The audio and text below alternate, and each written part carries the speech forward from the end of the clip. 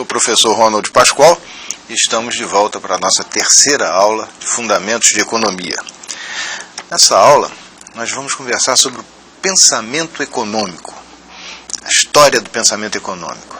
É importante, veja ali que a Amanda já está aqui, a postos, o Antônio, a Bruna, Caio, Cíntia, e um monte de gente, Edna, Eli, Lorraine, muita gente, bem-vindos aqui. Vamos começar agora a tratar desse assunto de a história do pensamento econômico. Isso é muito importante para a gente, porque vai nos ajudar a entender muito dessa discussão doutrinária que existe na mídia atualmente. A origem de todas essas ideias, o Estado deve participar da economia ou não, em que medida deve participar, todas essas questões correspondem a uma evolução do pensamento econômico. No momento que a economia surge como ciência, começa a tentar explicar o funcionamento da economia e propor soluções para que haja crescimento, haja desenvolvimento econômico, enfim.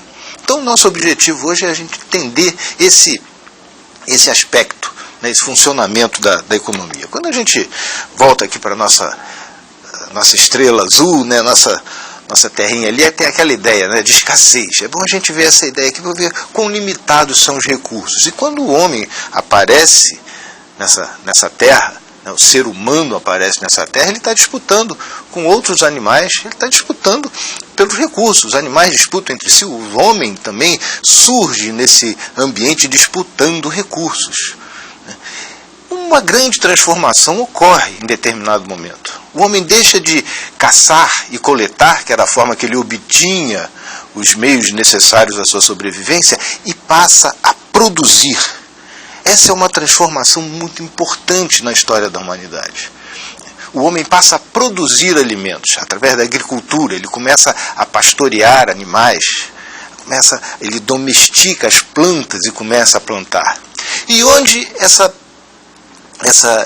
produção se desenvolve mais, é onde começa a surgir a civilização. Quando a gente olha para o mapa aqui, nós temos alguns lugares onde essa civilização começa a surgir. Aqui na Mesopotâmia, aqui entre o rio Tigres e Eufrates, é uma região bastante fértil, vocês se lembram da história do crescente fértil, se estabelece aqui e começa a produção agrícola. Aqui no Vale do Rio Amarelo, na China, também existe a produção, começa a produção agrícola em larga escala, e aqui na Índia, no Ganges. Isso por volta de 4000 a.C. A agricultura surgiu bem antes disso, mas nesse momento, em torno de 4000 a.C., começa a se constituir as cidades-estados. Porque a agricultura, ou melhor dizendo, a produção de alimentos, permite que a população comece a crescer a escalas nunca vistas antes. Começa a gerar um excedente populacional. Essa possibilidade, esse excedente agrícola gera esse crescimento muito rápido da população. E a sociedade se torna mais complexa. E aí, então, nesse momento, surgem as cidades-estados. Na Mesopotâmia, na Índia, na China, no Egito. No Egito, aqui ao longo do rio Nilo também, nós vamos ter a produção de alimentos baseado nos regimes de cheia dos rios, do rio Nilo, no caso do Egito. Isso permite, então, que a humanidade comece a crescer e se tornam mais complexas essas relações de produção. Nós vimos, recapitulando um pouco da última aula, nós vimos que sociedade e economia têm uma relação muito próxima. Na verdade, não tem uma forma de separar a não ser conceitualmente. Porque quando surge uma sociedade, ela está tratando, naturalmente, o primeiro passo é tratar de como obter os bens necessários à sua existência. Então, a ligação entre sociedade e economia dessa mesma sociedade é intrínseca, é natural. E conforme surgem os sistemas econômicos ao longo da história, nós vamos vendo as diferenças, possibilidades de produção, as diferenças características da produção de cada povo. Então nós temos sociedade e economia como se fosse uma coisa só, mas nós separamos para entender os aspectos econômicos efetivamente. Nós vimos, e a partir daí a gente começa a diferenciar sistemas econômicos que vão surgindo ao longo de processos históricos.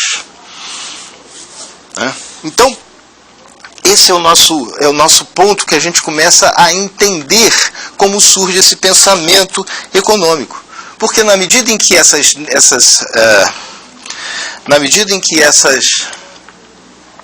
sociedades vão se desenvolvendo, elas vão tendo diversas interpretações e formas de tratar o problema econômico básico. Qual é o problema econômico básico?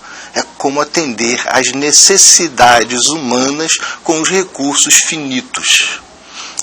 Bom, nós vimos aqui, recapitulando um pouco, nós vimos aqui que nós temos 3 modos básicos de organização de uma sociedade. São modos básicos, teóricos, de organização de uma sociedade para gerar esse produto, para atender essas necessidades. Nós temos a tradição, o mando e o mercado. Ora, quando nós estamos falando de tradição, nós estamos falando do que se estabelece naturalmente, é a forma da organização, como quando o homem vai deixando o seu estado natural e vai se tornando civilizado dentro da cidade, sociedades mais complexas, né? Esse movimento se dá dentro da tradição, onde a produção, as coisas são produzidas, as coisas são feitas de acordo com a tradição. Meu pai fez assim, meu avô fez assim, eu faço assim. Mudanças são pequenas, são incrementais, que vão ocorrendo por força de mudanças no ambiente e de, às vezes, até alguma invenção, alguma coisa nova que surge no seio dessa própria sociedade. Basicamente, nós podemos associar isso a tribos. As tribos funcionam assim, mas, como nós vimos, esses 3 modos aqui de organização, eles se combinam. Tradição existe até hoje em muitos ramos, né, da economia. O mando, nós vimos aqui também, o mando é o comando centralizado. Se organiza a produção a partir de uma definição central, autoritária, no sentido de que ela tem autoridade para definir o que será feito. E nós podemos associar isso ao Estado antigo. Na realidade, todo o Estado pré-sociedade de mercado está em torno do mando. O rei, o imperador, né, manda. Ele define como as coisas serão feitas. O faraó no Egito, ele define, vamos fazer as pirâmides, vamos fazer as obras de irrigação, enfim, define tudo o que será feito. É claro que não o faraó sozinho, né, mas o faraó com seu aparato de burocratas, de funcionários que trabalham no palácio para governar a sociedade. E, finalmente, depois do mando, surge a sociedade de mercado, onde é o mercado, quer dizer, esse jogo de oferta e demanda, né, que vai organizar a distribuição dos recursos dentro da sociedade. Isso está associado à nossa sociedade moderna, a que começa a se formar do século XV para cá, e começa aceleradamente, no modo que nós vamos ver aqui daqui a pouco, começa a se transformar mais aceleradamente a partir do século XVIII para cá. Muito bem. Então, quando nós olhamos isso dentro de uma linha de tempo, nós podemos ver aqui que desde a pré-história até, passando aqui pelo surgimento da agricultura, 4.000 a.C., até 1700, quando ocorre uma outra grande transformação na humanidade, nós vemos evoluindo de um sentido de uma tradição, mando e mercado. Mas não é evoluindo no sentido de que estamos melhores. Não é esse sentido que a gente dá essa palavra evolução. No sentido de que as coisas vão se transformando. Isso, e se transformando por questões históricas, por ocorrências históricas, eventos históricos que transformam essas relações que ocorrem dentro de cada sistema econômico, transformando esses sistemas em outros sistemas. É nesse sentido que nós estamos usando esse termo evolução. Não no sentido que necessariamente que está saindo de algo pior para melhor, ou algo que esteja inscrito dentro de cada um desses sistemas. As coisas ocorrem de acordo com o caminhar da história. Ok? Bom, quando nós então queremos entender a sociedade, vamos dar um pulo agora grande e vamos ali para o século XV, quando começam as grandes navegações. Nós vimos a sociedade agrícola se formam os grandes impérios, o Império Romano, depois se desorganiza o Império Romano, e se forma o sistema feudal, onde o poder do rei é muito disperso, pelo poder bastante grande dos senhores feudais, dos duques, dos condes. Na China, vemos o Império Chinês consolidado, passando por transformações também, mas se consolidando, diversos impérios na Índia, enfim. Nós vemos a humanidade caminhando em termos dessa organização mais antiga. Mas em duas regiões, na Europa e no Japão, se forma um sistema feudal, um sistema muito partido, o poder era muito partido, distribuído entre os senhores feudais que viviam em guerras entre eles. Em determinado momento, na Europa, esse poder dos senhores feudais começa a ser, digamos assim, transferido para o rei. O rei, por uma série de circunstâncias históricas específicas, o rei que sempre existiu, mas ele volta a enfeixar poderes maiores. Ele começa a enfeixar poderes maiores e começa a se tornar um monarca absoluto. Se forma o sistema da monarquia absolutista. Começa em Portugal, começa na Espanha, França, Inglaterra, e vai se consolidando ao longo de toda a Europa esse sistema em que o rei começa a ter um poder maior. E aí ele define, na hora que ele assume esse poder maior, quer dizer que ele começa a tirar o poder dos senhores feudais e passar esse poder para ele, surge nesse contexto o Estado Nacional. Se define mais claramente o país como nós entendemos hoje. Surge Portugal, surge a Espanha, surge a França, surge a Inglaterra. E esses países são representados pelos seus reis, pelos seus monarcas. E a doutrina, e o que está associado a essa expansão desse comércio, desses países, é a expansão comercial. Portugal, nós vimos, logo em 1500 ele começa a se expandir pelo mundo todo, estabelecendo colônias e entrepostos comerciais pelo mundo todo. A Espanha também toma as Américas todas, vai até as Filipinas e estabelece também entrepostos comerciais. Em seguida vem a Holanda, depois a Inglaterra, e todos os países europeus começam a estabelecer colônias pelo mundo todo.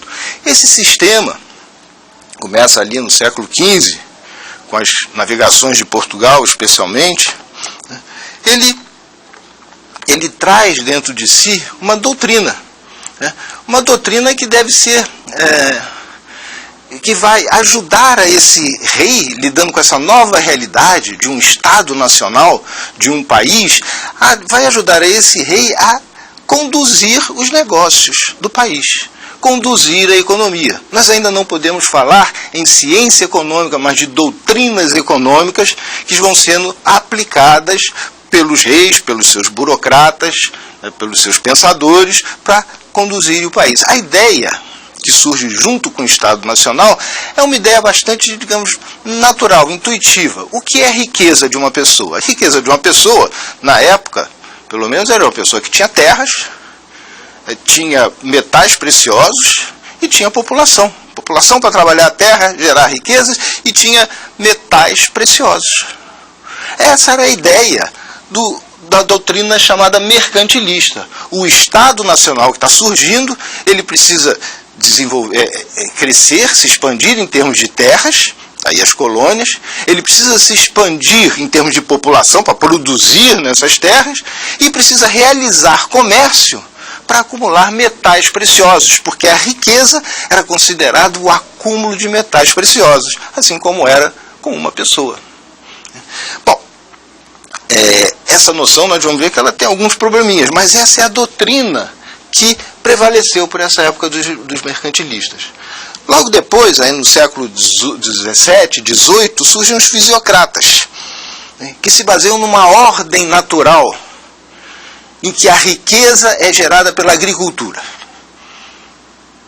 Eles têm uma noção um pouco diferente dos mercantilistas. Eles trazem uma noção ainda de um pouco mais de liberdade no comércio. Porque enquanto os mercantilistas queriam esse acúmulo de metais preciosos, eles pregavam um comércio exterior bastante regulado, de forma que se importasse pouco e se exportasse muito, de forma a ter grandes superávites comerciais e poder, com isso, acumular metais preciosos. Essa era a ideia do mercantilismo. A economia mercantilista era bastante regulamentada. tudo era propriedade do rei, e o rei concedia aos agentes econômicos a possibilidade de operarem a produção de açúcar, o transporte, enfim, a controlarem algum ponto de passagem, mas toda a economia era controlada, regulada, de forma que o Estado, o rei, pudessem acumular riquezas. Já os fisiocratas não, eles já têm uma noção um pouco mais liberal nesse ponto. Eles acham, o lema deles é aquele do laissez-faire, laissez-passer. Deixa produzir, deixa fazer e deixa passar. Com isso querendo estimular o comércio, mas a base da riqueza era a agricultura. Era a agricultura que gerava toda a riqueza de um país. Muito bem. Em poucas palavras, essa era a ideia que se tinha por essa época até o século XVIII. Mas no século XVIII, por conta dessa expansão do comércio, outras mudanças começam a ocorrer, mudanças importantes começam a ocorrer. Mudanças de natureza política. Por conta dessa expansão do comércio, o burguês, ele começa o burguês, quer dizer, o comerciante, ele começa a crescer o seu poder em termos econômicos primeiro, e pouco a pouco, à medida que esse poder econômico dele começa a crescer, ele começa a querer expandir-se também politicamente. Uma série de movimentos começam a ocorrer dentro da Europa, uma época bastante rica desses movimentos, de bastante revoluções. Duas revoluções são fundamentais para criar essa ordem que nós vivemos hoje. Uma revolução inglesa, quando comerciantes, burgueses, ingleses, dentro de um quadro político bastante complexo, acabam que assumem o poder. E, na realidade, o rei inglês volta a reinar, mas não com os mesmos poderes que tinha antes. E a burguesia passa a ter um papel importante em termos políticos. Antes a importância política era dos nobres apenas. Agora a burguesia, os comerciantes, passam a ter um papel importante na condução dos negócios. Na França também ocorre a Revolução Francesa. Uma revolução em que, no fim das contas, a burguesia também acaba que se fortalece nesse processo, se fortalece politicamente nesse processo. Ao mesmo tempo, então, essas transformações de natureza política estão ocorrendo na Europa, por conta desse crescimento do poder do comércio, do poder do comerciante mesmo, né, começa também um outro movimento, uma grande mudança tecnológica, um grande processo de transformação tecnológica. Nós começamos a ter uma revolução, uma chamada revolução industrial. Mas são novas tecnologias, tear mecânico, as máquinas a vapor, que vão se desenvolvendo, primeiro usada como bomba nas minas, depois começam a ser aplicadas em navios, em trens, locomotivas. Então uma grande transformação começa a surgir. E essa transformação tecnológica, que surge primeiro na Inglaterra, faz com que esse país passe a ter uma capacidade de produção muito grande, comparada com as outras nações, de uma forma inimaginável, o ganho de produtividade que a Inglaterra passa a ter com as suas fábricas, movidas basicamente a energia de vapor. A Inglaterra tinha muito carvão, então em máquina a vapor. Ora, nesse quadro, em que se transformam as relações políticas e se transformam as relações de produção, porque na medida que essas fábricas, essa revolução industrial ocorre e essas fábricas começam a se multiplicar, ganha relevo uma nova classe também, junto com a burguesia, dos operários que trabalham nas fábricas. E nesse contexto dessa transformação que está ocorrendo no século XVIII, especialmente na Inglaterra, surge essa doutrina do liberalismo econômico. E qual o contexto dessa doutrina? Agora nós vamos ver o nosso primeiro autor. Na realidade, podemos dizer que é o nosso primeiro economista, Adam Smith. Adam Smith escreveu um livro, A Riqueza das Nações, investigação sobre sua natureza e suas causas. Esse é um livro fundamental para o economista. Ele começa a analisar o que faz uma nação rica. Ele traz alguns conceitos bastante importantes nesse sentido. A ideia de que a fonte da riqueza é o trabalho produtivo. Não é a agricultura, é o trabalho produtivo. É o trabalho que gera algum bem, algum produto, algum serviço. É isso que está na base do enriquecimento das nações. E a gente consegue uma maior eficiência, uma maior produtividade desse trabalho através da divisão do trabalho. O que é a divisão do trabalho? Nós estamos falando agora aqui, não é da divisão social do trabalho, porque essa sempre existiu. Nós tivemos o agricultor, o carpinteiro, o soldado, o carroceiro. Ele está falando agora aqui da divisão técnica do trabalho. Em vez de uma pessoa fazer um alfinete inteiro, ou 5 pessoas sendo colocadas juntas para cada uma fazer um alfinete inteiro, ele diz o seguinte: vai se produzir muito mais, vai se ter uma produtividade muito maior, se essas 5 pessoas, em vez de cada uma fazer um alfinete, cada uma faz uma parte do alfinete. Uma estica o arame, a outra corta o arame, a outra faz a ponta do arame, a outra coloca a cabeça do arame. E aí então nós vamos ver que em vez de produzir 100 alfinetes em um determinado período de tempo, nós vamos poder produzir 1000 alfinetes. E é isso que de fato vai ocorrer. O primeiro capítulo da Riqueza das Nações, desse livro de Adam Smith, ele está tratando exatamente sobre isso, sobre o ganho de produtividade que se tem ao se produzir dessa forma, se produzir de forma mais eficiente. Muito bem. Dentro dessa noção de que o trabalho produtivo é a base do valor, Adam Smith, que é um filósofo moralista, ele não chama a si mesmo de economista, é um filósofo moralista, ele analisa que o sistema econômico deve se organizar em torno da natureza do homem. E o homem é naturalmente egoísta. Ora, se o homem é naturalmente egoísta, ele busca o seu próprio interesse. Mas isso não é problema, segundo Adam Smith. Se cada um cuidar do seu próprio interesse, cada um vai maximizar o produto que ele pode gerar, que ele pode obter, o resultado final vai ser que toda a população, todos estarão ganhando mais. O resultado, então, é que toda a nação ganhará mais. Se todo mundo maximiza o seu ganho, qual é o resultado final? A sociedade, como um todo, maximizou o seu ganho.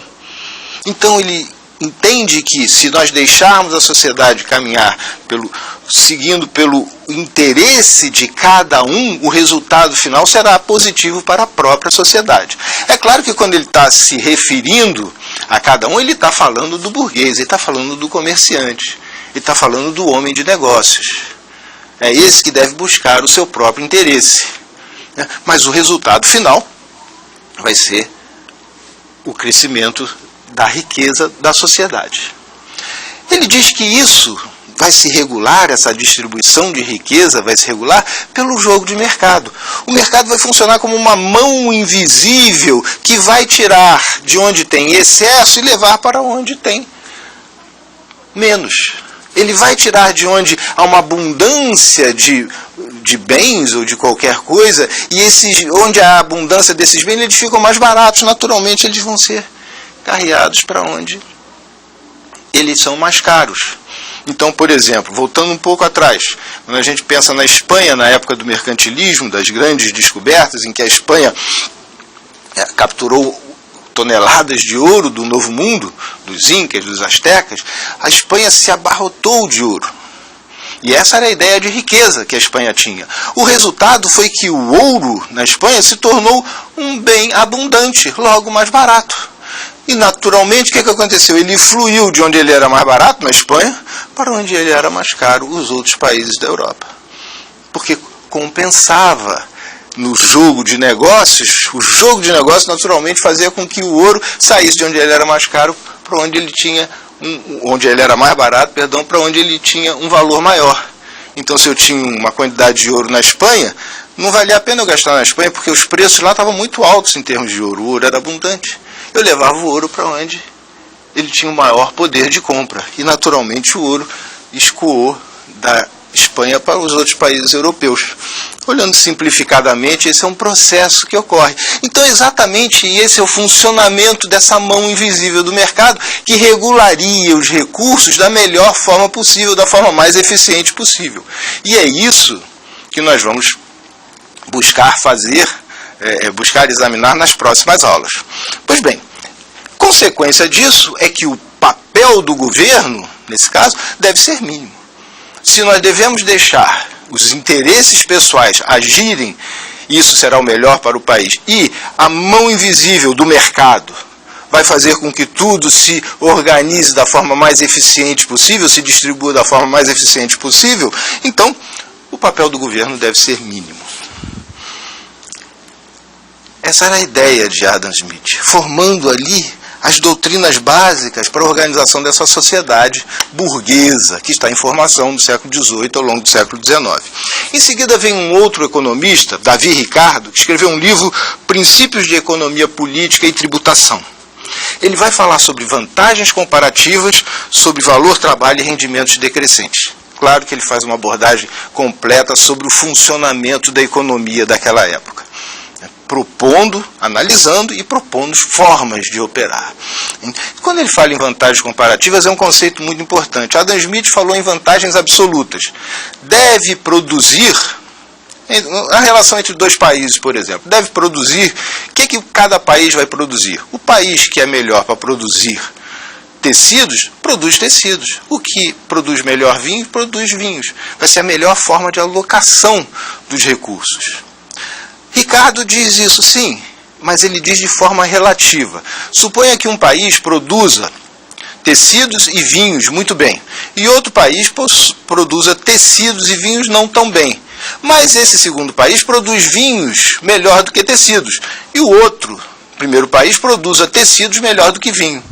Ora, o que será, do ponto de vista econômico, mais vantajoso? Que o país que produza melhor tecidos, produza apenas tecidos. E o país que produza vinhos melhor, produz apenas vinhos. Mesmo que esse país, primeiro país, produza vinho melhor que ele. É melhor este que se concentrar na produção de vinho, de tal forma que os recursos serão empregados, como um todo, naquilo que cada um faz de melhor. Esse é o princípio das vantagens comparativas, que em princípio organiza o comércio internacional, determina como cada um vai produzir o quê, de forma automática pelo próprio mercado, mas também diz quais são os ganhos do comércio dentro de um mesmo país. Cada um produz o que faz melhor, comparativamente. Okay? Esse é um princípio importante dele. Outro princípio fundamental para a economia, base da própria economia, é a questão do valor-trabalho. O valor é produzido não pelos bens em si, é pelo trabalho que é aplicado ao bem. O que gera valor é o trabalho. Os recursos naturais estão lá, o capital está lá, mas o que gera o valor é o trabalho. É o trabalho que combina isso e produz um bem. Essa é a medida das coisas. E, finalmente, os rendimentos decrescentes, que nós já conversamos sobre isso, sobre rendimentos decrescentes. Estão lembrados que nós, aplicando conforme Ricardo fez para a terra, se eu começo a produzir numa terra, eu começo primeiro pela terra mais fértil. Se eu preciso expandir essa produção, eu vou expandir para a terra menos fértil. Naturalmente, já usei toda a terra fértil. Se eu preciso expandir mais a produção, eu vou para a terra menos fértil ainda. Então, quanto mais eu preciso expandir minha produção, menor será o rendimento da terra adicional. Maior custo, logo maior rendimento que eu vou ter por cada terra. Esse é um conceito bastante importante também, que nós vamos ver que vai ser fundamental para determinar o comportamento da oferta, para a gente entender o comportamento da oferta quando nós fizermos isso nas próximas aulas. Nas próximas 2 aulas nós vamos conversar sobre isso. Então, esse foi Ricardo, que, junto com outros economistas, não só Ricardo, mas outros economistas, Ricardo, Adam Smith, Say, outros economistas formaram a base dessa economia política, dizendo como que a sociedade deveria se organizar. E todos eles pregavam o governo mínimo, o liberalismo econômico. Bom, uma vez estabelecido o funcionamento básico dessa sociedade de mercado, formação do século XVIII e XIX, parece que os economistas começam a se preocupar agora com o funcionamento do mercado por dentro. Ok, a sociedade está organizada em torno do mercado, mas como que o mercado funciona? Como se dão as relações entre a demanda e a oferta, entre o consumidor e a empresa? E aí surge o nosso Alfred Marshall, entre outros economistas também. Alfred Marshall vai escrever o livro Princípios de Economia e ele vai fundar as bases da microeconomia, chamada micro exatamente porque ela lida com essas relações entre os agentes econômicos, entendendo como funciona o sistema de preços. Então a interação entre mercados e consumidores, entende o preço. Esse é o ponto que nós vamos, na aula 4 e 5, nós vamos abordar. Como é que funciona isso? Como é que se forma o preço? Como é que essa mão invisível funciona na prática? Esse é o nosso ponto. E Alfred Marshall é que traça isso. Bom, mas esse quadro que nós estamos vendo assim tão cor-de-rosa, né, que esses economistas estão pintando, na verdade a coisa não era assim. Surge essa classe operária que está sendo bastante explorada por esses capitães de indústrias, pelos industriais, pelos capitalistas. E surge um momento em que as condições de trabalho não são as melhores possíveis. Uma série de transformações estão ocorrendo nessa sociedade.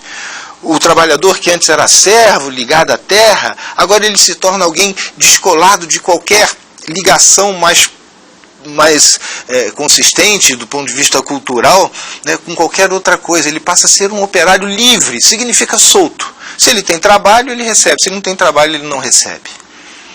Então,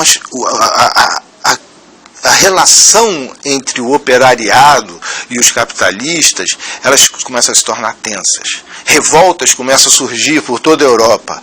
Todo um movimento de contestação a essa ordem burguesa começa a surgir.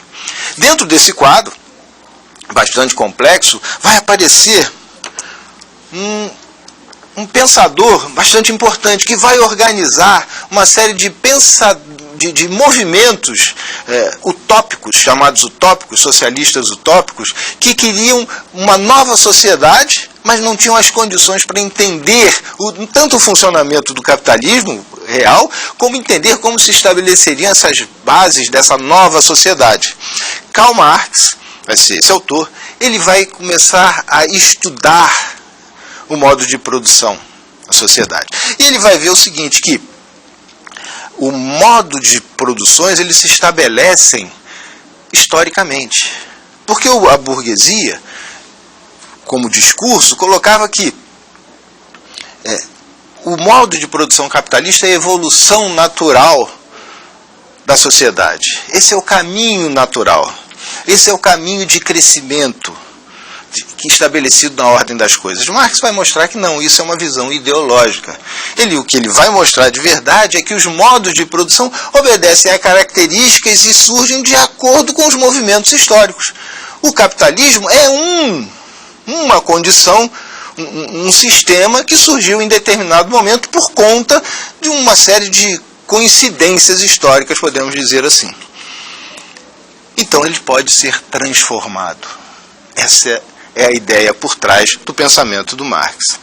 Ele pega o valor trabalho de Ricardo e mostra que esse valor trabalho é utilizado pelos capitalistas para extrair o lucro deles do trabalho operário. Ora, porque se tudo que é produzido por conta do trabalho, é o trabalho que gera valor, então se um operário produz um bem que vale a 100, e é vendido por 100, mas ele não recebe esses 100, ele recebe 20, 80 está sendo apropriado por quem? Pelo capitalista. O valor foi gerado pelo operário, mas ele foi apropriado na sua maior parte pelo capitalista. Esse valor apropriado pelo capitalista é a mais-valia.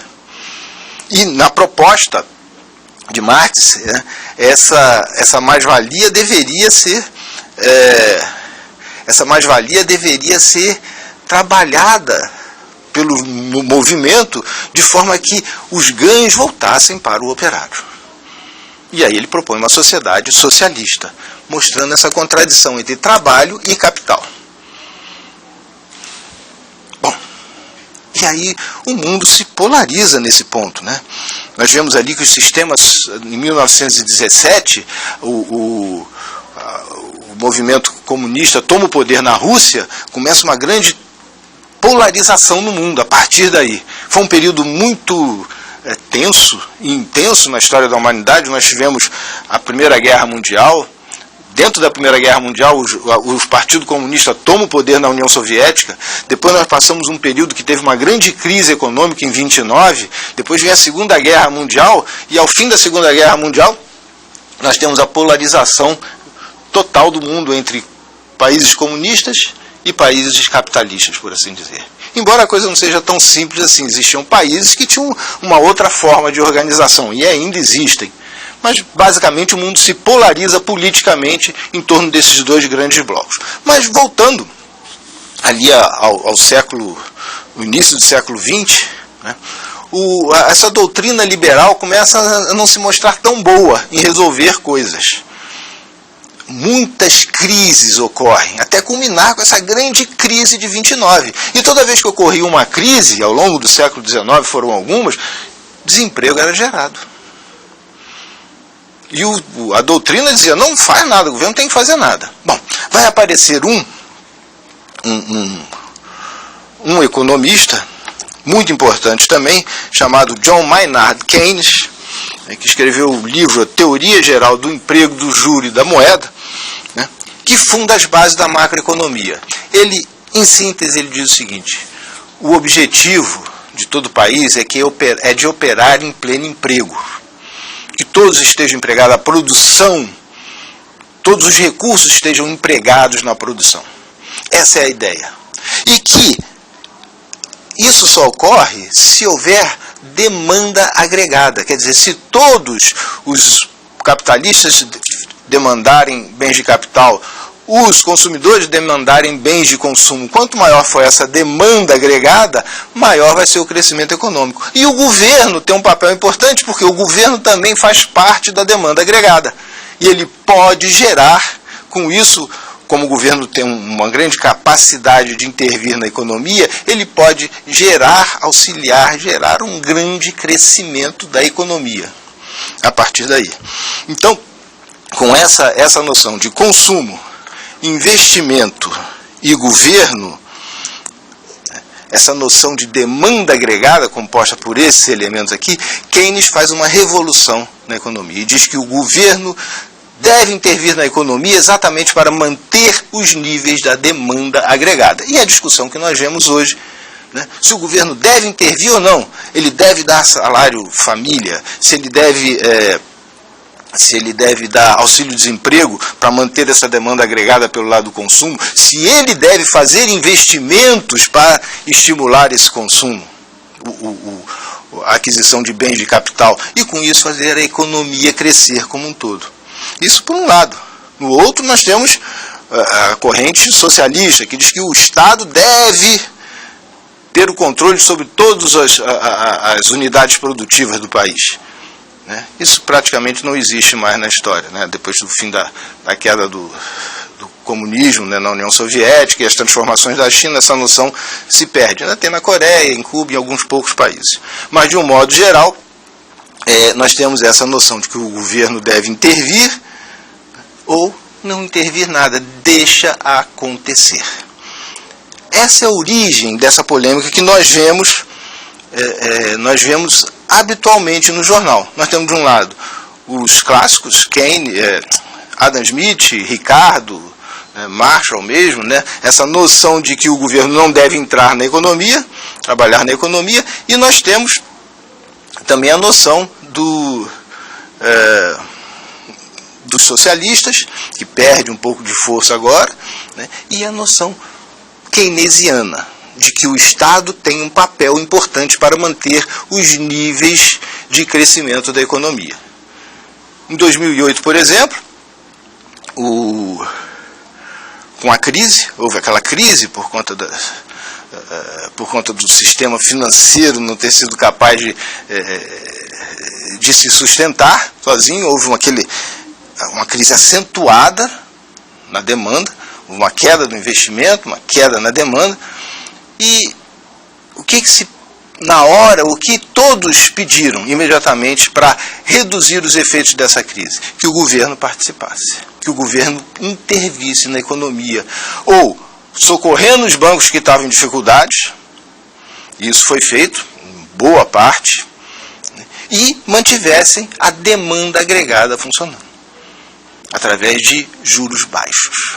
Os governos dos países centrais, Estados Unidos, Europa, baixaram as taxas de juros a nível muito baixo, de forma a estimular o consumo e estimular o investimento.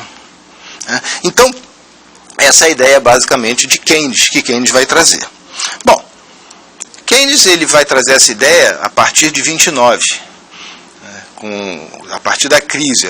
A doutrina de Keynes, que funda as bases da macroeconomia, vai surgir por volta de 1930. Ele vai publicar o livro dele, a Teoria Geral, por volta de 33, se eu não me engano, 1933. E depois disso, essa ideia keynesiana vai prevalecer, né, na doutrina econômica durante muito tempo. Mas vem a reação. Outros economistas começam a mostrar que esse sistema em que o governo tem um papel muito importante na economia e que gasta muito, acaba gerando problemas de crescimento também. E a crise que acontece a partir de 1970 acaba dando força para essa corrente, né, chamada neoliberal, porque retoma os ideais liberais lá do pessoal do século XIX. Um representante dessa corrente seria o Milton Friedman. Milton Friedman, que muitos já devem ter ouvido falar, é um monetarista, né? E ele reage a esse pensamento de Keynes, né, dizendo que não deve haver intervenção do governo na economia. E essa nova doutrina, digamos assim, vai ser incorporada por muitos governos. O próprio governo americano, na década de 80, com Ronald Reagan, a Margaret Thatcher também, vão adotar essa doutrina de diminuir a participação do Estado na economia. No Brasil, no entanto, nós vamos ter por essa época, um pouco mais cedo, na década de 50, 60, nós vamos ter um conjunto de economistas, um grupo de economistas que vai se preocupar agora com as nossas questões relativas ao desenvolvimento. E aí, nesse sentido, a gente pode lembrar um nome, Celso Furtado. Vários outros economistas que nós poderíamos lembrar aqui. Mas vamos falar só de Celso Furtado, que traz uma noção chamada estruturalista da economia, em que diz que nós devemos romper essas amarras dependentes de nossa economia, estimulando a industrialização do país e mudando o quadro de dependência que nós tínhamos.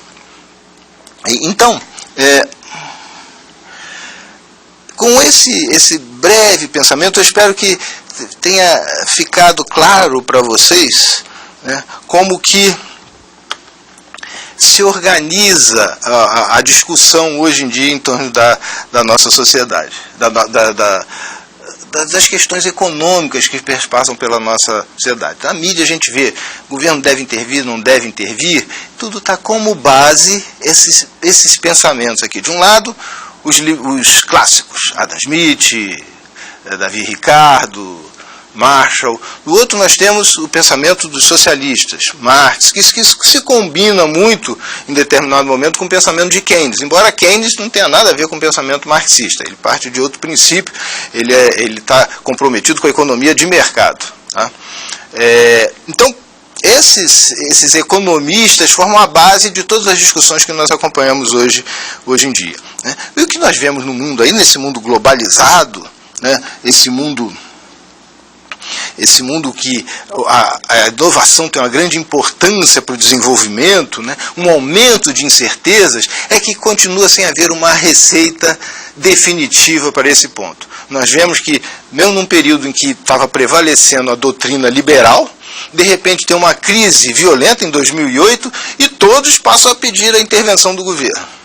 A participação do governo para evitar crises sistêmicas e tal. Então, de qualquer forma, a política econômica vale aquele princípio usado pelo Deng Xiaoping, o líder chinês, né? Não importa a cor do gato, desde que ele casse ratos. Então, em economia é isso que vale, né? Acaba valendo. O governo vai tomar a atitude mais importante e necessária para o desenvolvimento do país, de cada país. É isso? Bom, vamos ficar por aqui. Na próxima aula, não tem alguma pergunta aqui? Parece que o pessoal está gostando, legal que vocês estejam gostando, né?